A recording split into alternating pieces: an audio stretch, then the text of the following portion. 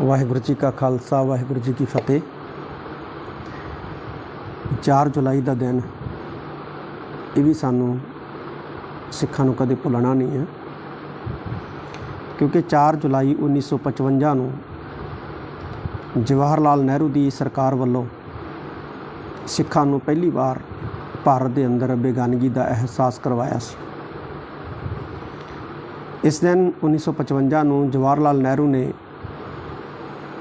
सचखंड श्री हरमंदर साहब श्री दरबार साहब के अंदर पुलिस जिहड़ी है वो वाड़ी सी, जिसने समेत बूटां परिक्रमा दे विच दाखिल होकर सचखंड श्री हरमंदर साहब जी की श्री दरबार साहब जी की बेहरमती की सी और उत्थों सेवादारां नूं इत्थों तक कड़ा प्रशाद वरताउण वालियां नूं लंगर दे विच प्रशादा पानी वरताउण वालियां नूं भी जिहड़ा है वो गिरफ्तार किया सी। कोई 3000 के करीब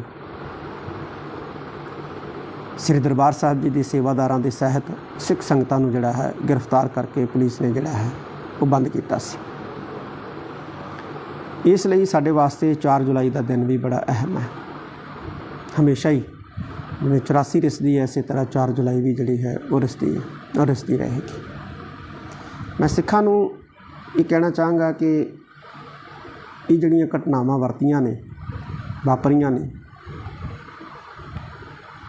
ये साडे इतिहास का हिस्सा है। तो जिहड़ियां कौमां अपने इतिहास तो सेध लैके चलदियां ने वो हमेशा बुलंदियां छूंदियां ने।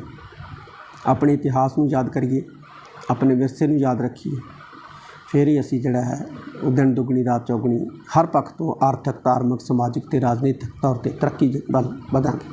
वाहिगुरू जी का खालसा वाहिगुरू जी की फतेह। 4 जुलाई का दिन ये भी सानू सिखां नूं कदे भुलना नहीं है, क्योंकि 4 जुलाई 1955 नूं जवाहर लाल नेहरू की सरकार वालों सिखां नूं पहली बार भारत के अंदर बेगानगी का एहसास करवाया सी।